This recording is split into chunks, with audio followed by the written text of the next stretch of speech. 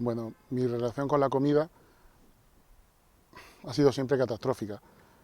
Me acompañan los problemas con la comida desde mi más tierna infancia, asociando problemas de todo tipo con ella, desde falta de atención paterna, exceso de atención paterna, ya de muy temprana edad, fuga de problemas. El caso es que desde pequeñito me ha acompañado toda mi vida, hasta mi edad actual. Puede decirse que es un problema continuo, sin control. Es decir, siempre fue una relación obsesiva o de un control extremo, llegando a pérdidas de peso muy considerables, pero basado en unas conductas totalmente desproporcionadas por el control excesivo y por la, digamos, no armonía mental. Luego se daba el caso contrario, que era un exceso de comida, el descontrol total, es decir, atracones bestiales, atracones a pequeña escala, pero muy continuados en el tiempo, todas las variables, o sea, todas las variantes del proceso estaban presentes. Entonces, esa obsesión por controlar la comida durante todas las épocas de mi vida, infancia, adolescencia, comienzo de la edad adulta, bueno, ha sido un hándicap para todo, porque esa obsesión me ha privado de, digamos, espacio de procesamiento para llevar sanamente otras facetas de mi vida. Por ejemplo, fuera de control en cuanto a cantidades, he pasado por ambos extremos, extremos de anorexia, extremos de privarme de alimento durante muchísimo tiempo, en edades muy tempranas. He pasado por extremos de lo contrario, de comer desmesuradamente sin control ninguno y siempre intentando tapar emociones que no quería ver o tapar conocimiento de mi propia realidad que no quería asumir. En ejemplo concreto, de comer en exceso, podría contar barbaridades. Comer 2 pizzas familiares, sin ir más lejos, de tamaño estándar, por no mencionar ninguna marca. Luego podríamos hablar también del ejemplo de comer sin control, no tanto por cantidades, sino por el proceso en sí. Es decir, el hecho de comer en cualquier momento, en cualquier circunstancia, de que eso llegara a alterarme hábitos sociales, con lo cual no podía relacionarme igual o me bloqueaba un exceso en un momento dado, me bloqueaba participar luego una hora después en otra cosa. Y estaba siempre mal y descontrolado. O sea, no tenía referencias, ya perdí últimamente referencias de horario, referencias de hábitos, referencias de todo tipo, con lo cual comía cualquier cosa a cualquier hora en cualquier momento. Muchas veces ni siquiera era una gran cantidad, pero el hecho de comer totalmente desacompasado de lo que sería un ritmo natural de vida hacía que su efecto fuera súper perjudicial, porque el hábito es fundamental para llevar un equilibrio en la vida, para todo. Si pierdes ese hábito, entonces ya puede ocurrir cualquier cosa, en mi caso por lo menos. Podía comer de todo, cualquier cosa. Igual desayunaba lentejas, que cenaba churros con chocolate y a cualquier momento, cualquier hora, descontrol total. Muchísimo, de forma directa o indirectamente. Es decir, de forma indirecta, podemos decir que mi relación nefasta con la comida durante tantísimos años ha influido decisivamente en mi personalidad, como está constituida actualmente. Y eso ha influido en con quién y de qué manera me relaciono. De tal forma que si bien el acto en sí de comer en un momento dado influye, quizá lo que más me ha influido ha sido el tener, digamos, problemas asociados con la comida desde tantísimo tiempo. Entonces, pues, inseguridad en uno mismo, eso es lo fundamental, porque si no tienes confianza en ti mismo, no puedes relacionarte abiertamente y saludablemente. Todo eso lo ocultas con mecanismos de defensa que al mismo tiempo te llevan a que te ayudan a no querer ver esa realidad.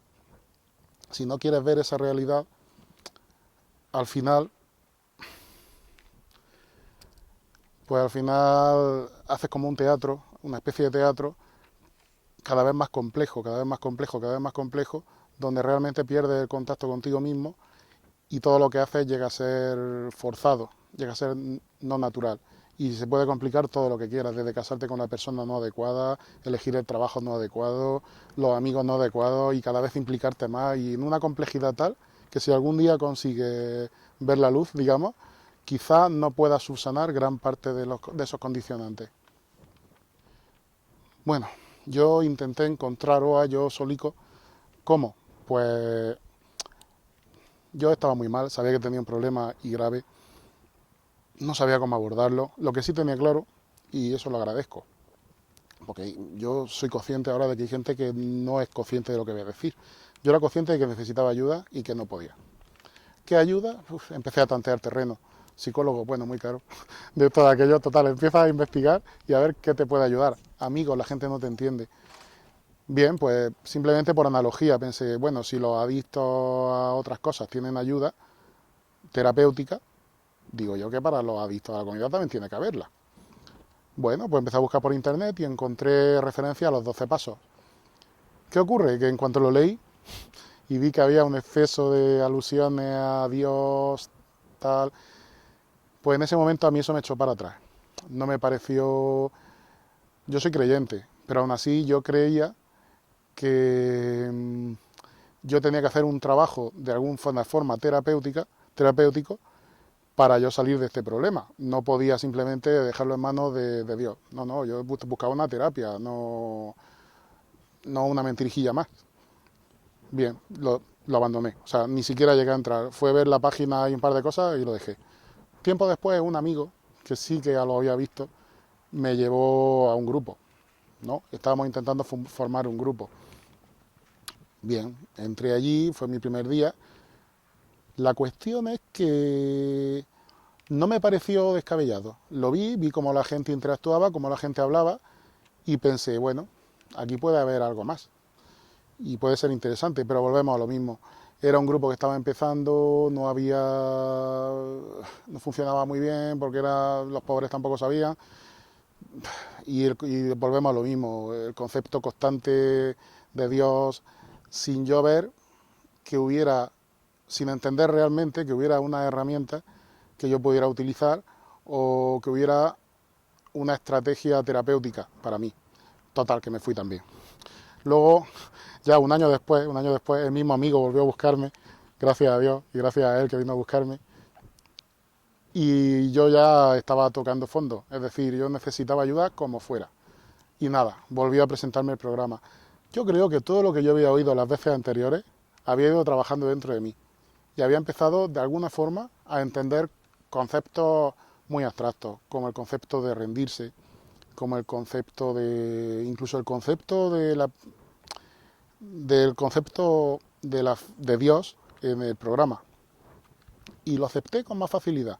Por lo menos dije, voy a ver qué es esto. Y fui a mi primera reunión presencial, que fue un grupo en Madrid. Fui allí y no he vuelto a irme. Es decir, fue maravilloso. Eso fue una sensación única. Cuando tú llegas a ese sitio y por primera vez hablas de verdad con un grupo bien constituido, abres tu corazón para ayudar a otros, para contar lo que a ti te pasa y para que ellos te lo cuenten a ti, y tú notas esa energía, esa ayuda que hay sin, ¿cómo decirte? Sin interés ninguno, ¿me entiendes? Sin, no sé, simplemente bondad pura y dura. Me pareció maravilloso. Aún no lo entendía el programa, ¿eh?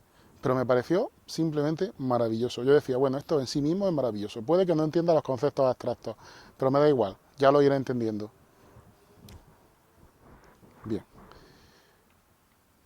Digamos que lo trabajé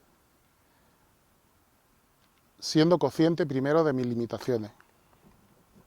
Es decir, mi dificultad para asumir esta nueva realidad, para entender los conceptos abstractos y para relacionarme en un sistema o un programa que es básicamente de grupo. Entonces, aceptando esas limitaciones, empecé muy paulatinamente. Realmente, al abordar una cosa tan compleja y tan abstracta, para mí, por lo menos, básicamente no sabía por dónde empezar. Aún así, conté con la guía de mi padrino y conté con la guía de otros compañeros. Bien, pues simplemente empecé pues utilizando las herramientas que están a nuestra disposición y empezando el trabajo de los pasos. ¿Cómo? Por el paso uno, rindiéndome, aceptando que yo solo no podía, que para mí esto era un problema que había vuelto mi vida ingobernable y nada, siguiendo con el paso 2, con el paso 3, llegando al paso 4, leí los demás, 5, 6, 7, 8, 9, 10, 11, 12, todos. ¿Qué ocurre? Que, bueno, aceptas que necesitas, que tú solo no puedes, que necesitas ayuda, que esa ayuda va a venir de un poder superior, que simplemente tiene que ser algo superior a ti mismo. Para mí, mi poder superior, por ejemplo, yo soy creyente, ante todo, o sea, creo en Dios, pero mi poder superior, digamos, tal y como se aplica en el programa y según indicaciones de mi padrino, de forma muy lógica, lo asimilé a el programa y al grupo. Es decir, el programa, digamos que en sus 12 pasos y con todas las herramientas que están todas también basadas o inspiradas en el correcto proceso de los 12 pasos, yo creo que este programa es en sí mismo una terapia que si lo analizamos desde el punto de vista psicológico, yo creo que tiene muchísimas terapias que se aplican actualmente, empezando por el hecho del grupo, del compartir con los demás, de estar en un sitio. Mira, para empezar en una terapia con un psicólogo es esencial que haya un psicólogo. Hasta que tú no verbalizas y expones lo que te ocurre, eso no tiene, como de alguna forma, no tiene vigencia, no tiene esa solidez que hace falta para que tú al decirlo te liberes en parte. Bien, pues la terapia de grupo en parte es lo mismo, porque aprendes, digamos que es un proceso que se retroalimenta de la interacción entre todos, siempre positiva, aunque parezca mentira, en un grupo que digamos que se gestiona con unas normas, pero que bueno, que es un grupo. Entonces, pues nada, pues seguías con los pasos, aceptas que necesitas ese poder superior, para mí es esa terapia, los 12 pasos, y es la gente. La gente es fundamental, los compañeros, la gente que está aquí, que está dispuesta a oírte, que te cuenta sus propios problemas. Eso no tiene precio. Cuando una persona te cuenta a ti sus propios problemas con la comida, que es lo primero, pero realmente el que tiene problemas con la comida, por lo general, tiene problemas con otras muchas facetas de su vida. De más, menos, es decir, hay gente que tiene problemáticas mayores, gente que tiene problemáticas menores, no todos los problemas con la comida son iguales, hay una inmensa variedad, pero todo ayuda. Y luego, pues, bien, luego el paso 4, fundamental, ¿no? Es reconocer, necesitas hacer un inventario de ti mismo, ¿no? Es admitir tus errores, admitir, tienes que recapacitar, hacer un gran inventario de todo tu pasado, de ti como persona, de cómo actúas, quién eres, qué haces mal, qué haces bien. Muchas cosas que echamos las culpas a otros, en el fondo somos nosotros los culpables y no queremos verlo. Es muy complicado, es muy difícil. Es como yo, mira, siempre pongo un símil, que es como la película esta de Sexto Sentido, cuando Bruce Willis, después de toda la película, al final se da cuenta de que está muerto. Dice, fíjate, pues una sensación semejante. Cuando tú llevas toda tu vida ocultándote a ti tu propia realidad, maquillándola en cierta medida, tú te haces una imagen de ti mismo que en cierta medida es lo que te ayuda a sobrevivir. Tú necesitas sobrevivir y esto no está a tu disposición. Digamos que tú simplemente elaboras una serie de sistemas de defensa que son perfectamente, vamos, que son normales, o no lo son, según la factura que te pasen. Pero en cualquier caso, elabora una serie de sistemas de defensa, oye, que te ayudan a vivir. Puede que crezcas como un árbol en mala dirección, pero en cierta medida creces y vives. ¿Qué ocurre? Que si te hubieran dado la opción de guiarte, a lo mejor sería un árbol muy bonito y no un árbol torcido. Bien, pues aquí se puede volver a empezar en cierta medida. Los errores del pasado hayan pasado, pero puedes aprender quién eres, qué has hecho mal, cuáles son tus defectos de carácter y empezar a solucionarlos en los pasos siguientes. Pedir ayuda, pedir a tu poder superior que te lo elimine, pedir a tu poder superior que te lo elimine. Claro, yo creo en Dios, yo digo, ayúdame si puedes, por favor, ¿me entiendes? Pero fundamentalmente yo sé que es el programa, que es mi poder superior para mí, el programa y la gente, los que me van a dar esa ayuda, ese empujón, para que yo haga el trabajo para solucionar esos problemas, esos defectos míos de carácter. Luego, hay gente que nos ha herido en el pasado, gente que nos ha hecho mucho mal, posiblemente por culpa nuestra también, ojo, pero la cuestión es que no los perdonamos. Perdonar. Eso es un concepto importantísimo, el concepto del perdón. Muy difícil de entender. Yo no he tenido, bueno, sí he tenido problemas, sobre todo en la infancia, pero tú te encuentras gente, mujeres, hombres, gente que ha sufrido mucho, y dicen, bueno, pero ¿cómo, por ejemplo, cómo voy a perdonar yo a mi maltratador? ¿No? Digo, bueno, para empezar, se trata de que lo perdone, no se trata de que te vaya otra vez a vivir con él, que no es lo mismo. Es decir, el concepto de perdón es un concepto fundamental, porque para mí, ojo, esto para mí, yo no soy nadie autorizado, dado el poco tiempo que llevo, como para emitir un juicio de ningún tipo. Pero para mí el perdón es esencial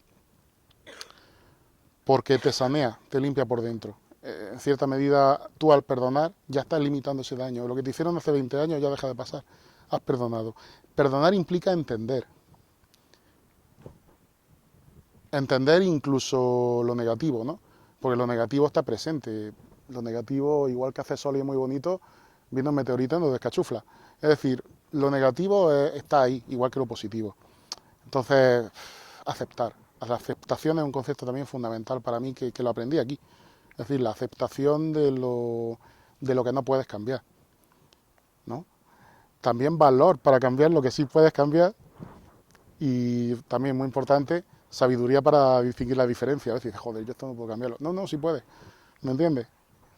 Bien, pues perdonar, reparar el daño que uno haya hecho, eso también es esencial. En nuestro movimiento, en nuestro camino en la vida, suele ser errático. Creemos que lo controlamos, pero en general no es así. Dependemos de circunstancias ajenas a nosotros casi siempre. Incluso cuando elegimos, elegimos condicionados por el devenir de nuestra vida. Bien, pues en ese devenir muchas veces, incluso inconscientemente, haces daño a otros. Y eso está en el lado opuesto al perdón. Digamos, tú tienes que perdonar a quien te ha hecho mal a ti, pero tú también tienes que pedir el perdón de a quien tú has hecho mal. Eso te da un nuevo equilibrio porque aprendes a ver la vida de otra manera. Mmm, aprendes a ver las cosas como realmente son, ¿no? Es decir, por ejemplo, este hombre es muy malo, hizo esto y aquello, pero él era a su vez una víctima que sufrió en su infancia, que le llevó a cometer esos errores, que luego ha pagado ese niño, que luego vete a saber lo que hará cuando sea adulto. Entonces eso te da una sensación de serenidad, de aceptación, lo cual no quiere decir que no te esfuerces en mejorar, al contrario, aquí estamos para eso. Estamos para, si yo descubro que el estrés, la problemática con la comida o con cualquier otra adicción me lleva, por ejemplo, a maltratar a mi hijo, pues yo estoy aquí para afrontar eso, para darme cuenta de que eso es negativo y para solucionarlo. Y eso es muy, muy importante, muy importante. Bien, luego estarían ya, seguimos con el trabajo de los pasos, y ya te encontrarías, pues nada, pues digamos, hacer un inventario diario. Digamos que una vez que tú has sacado todo lo que hay dentro de ti, te has puesto, digamos, en solfa, te has puesto un poco más, digamos, operativo, ya sabes lo que hay en tu interior, mmm, eres consciente de una nueva espiritualidad, de una nueva forma de entender a los demás, has perdonado y has pedido perdón, pues ya tienes que hacer un hábito, ¿no? Has intentado solucionar tus problemas de carácter, has utilizado las herramientas a tu disposición para ello. Eso es fundamental, porque precisamente esos defectos de carácter son, ojo, que incluso una víctima, precisamente por el daño recibido, puede desarrollar esos defectos de carácter que luego se van a manifestar en daño a otras personas. Bien, cuando tú soluciones eso, o cuando por lo menos seas consciente, entonces ya empieza el trabajo de mejora. El trabajo que también está en el programa. Es un trabajo de mejorar, de vigilarte constantemente. Parece obsesivo, pero no lo es. Es decir, es un adiestramiento. Tú estás durante el día, ya ves la vida de otra forma, nunca vas a volver a ver la vida igual. Por ejemplo, yo en mi trabajo tengo que admitir que, bueno, yo era muy gruñón. Siempre, pues, yo tengo jefes, tengo subordinados. El subordinado, cuando los jefes me apretaban, yo luego iba yo a los subordinados y me faltaba ladrarle. Bueno, cuando yo llego un día, veo una chica todo en estado zen, una de las que trabaja conmigo, no se lo creía, ¿no? Dice, ¿te le pasa algo? ¿Que habrá descubierto? Yo no se lo conté, tampoco, no sé, no, pero se lo dije, mira, sí, el otro día hice meditación con cuencos tibetanos. Se quedó a cuadro. ¿Qué ocurre? Que aquí todo lo que sea... Mira, entiende a las personas de otra manera. Yo, por ejemplo, cuando veo a ellos en el trabajo que hacen cosas mal hechas o que ellos mismos no se ayudan, que en su propia interacción se apuñalan por la espalda o se venden al peso, en fin, todo lo que hacemos los humanos en definitiva, lo entiendes. Es decir, y yo ya cuando, por ejemplo, un jefe a mí me presiona mucho, yo ya no transmito, he conseguido realmente, gracias al programa, no transmitir esa presión a los demás, sino lo acepto y soy capaz de, de haber frenado ese impulso mío agresivo y haber mejorado un poquito en ese aspecto. Gracias al programa, un defecto de carácter que he podido ir solucionando solo por hoy, solo en el momento presente. Luego, pues, todos los días ya intentas aplicar esta forma de ver la vida a todo aquello que te ocurre, ¿no? Por ejemplo, yo tenía muchos miedos que vencer. Entonces, cuando me encuentro ante esa situación, digo, bueno, aplico, o intento aplicar, más bien intento aplicar lo que aprendo para evitar ese miedo que antes me bloqueaba o me paralizaba. Me decía, bueno, yo no sé, no puedo hacer esto porque no valgo lo suficiente, ¿cómo voy a hacer esto? Ahora digo, bueno, ¿cómo que no? Vas aprendiendo a ver la vida de otra forma. Mira, pierdes victimismo, pierdes la negatividad. Todo esto simplemente escuchando a los demás, compartiendo, haciendo los 12 pasos. Y todos los días aplica lo que, por ejemplo, tú haces un inventario, por ejemplo, a la noche. Bueno, ¿qué he hecho hoy? Joder, que le he chillado a Manolita, que le he dicho no sé qué a Pepito, pero bueno, he hecho cosas mal, soy consciente, tomo esa conciencia de que he hecho cosas mal, pero también intento ser consciente de las mejoras, porque yo he notado una cantidad de mejoras en 8 meses escasos que llevo, una cantidad de mejoras tremendas, que duran muchísimo tiempo. Y luego intento comunicar eso a los demás. Ya sería el 12º paso. Bueno, y el 11º, tengo clara mi espiritualidad, mi concepto de Dios, mi concepto de, en fin, del poder superior que aquí decimos. No sé, lo veo todo mucho más armónicamente. Y luego ya pasamos a que intento ayudar a los demás. Es decir, yo, por ejemplo, veo a alguien que tiene un problema con la compra excesiva o con el juego, y yo me tengo que morder la lengua a veces para no ir y decirle, oye, que hay una solución, que hay una ayuda para ti. Aún así, intento poco a poco ir ayudando, ir ayudando, ir ayudando, ir ayudando. Quieres ayudar a la gente. Eso es muy bonito. Aprende a comunicarte, a escuchar, a ayudar. No tiene precio. Yo empecé hace 8 meses y he perdido 20 kilos. Está muy bien. Más que nada es la forma de perderlo. Ha sido, no ha sido una dieta, no ha sido, ay, tiene que entrarme el bañador del año pasado. No, no, no, no. Ha sido muchísimo más profundo. Ha sido el buscar realmente quién soy, aprender quién soy, saber que tengo una serie de problemáticas que me llevan a unas conductas, no solo con la comida, sino con todo. Es decir, mis hábitos con la comida manifiestan una compulsión. Pero es que esa compulsión se manifiesta en otras muchas facetas. Se manifiesta en mis miedos, se manifiesta en qué cosas me escudo para no hacer según qué otras cosas. Entonces, el proceso paulatino de ir descubriendo eso es duro y no es constante. Es decir, a veces descubres, no te gusta lo que ves, eso te produce una mala sensación, pero al mismo tiempo buena. Es oscilatorio el estado anímico. Yo a veces lo veo un poco como estar subido en un toro mecánico. Es decir, tienes que estar ahí aguantando el tipo, no sabes por dónde te va a venir la curva, pero al mismo tiempo es muy gratificante, porque vas avanzando, vas...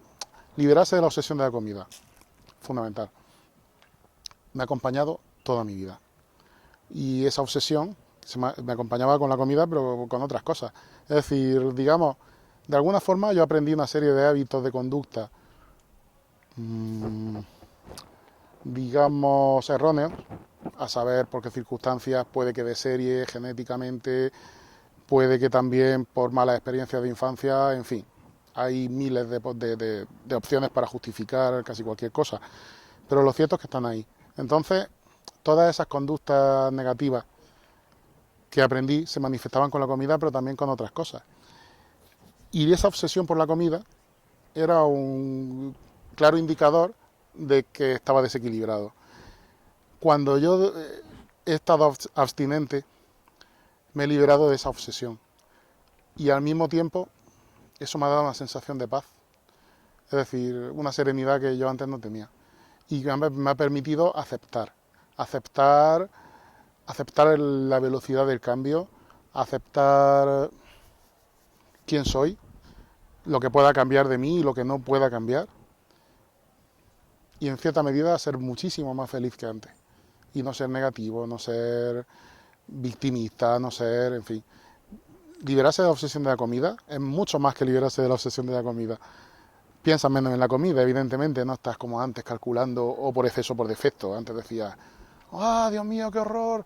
Me voy a comer 7 asados de cordero. O decías, no, solo te puedo comer una lechuga y una aceituna al día. O voy a hacer la dieta del yogur, un yogur al día, burradas de ese tipo. Evidentemente, eso indica, mens sana in corpore sano, está claro que cuando tú haces esa serie de cosas, es una conducta desajustada que evidentemente manifiesta que tu interior está desajustado. Y eso, un interior desajustado no es solo la comida, es todo.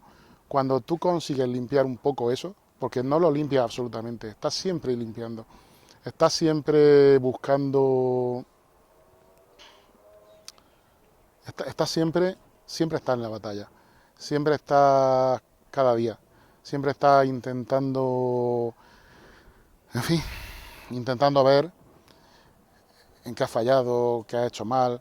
Eh, digamos, el inventario diario que haces en el paso 10 es así.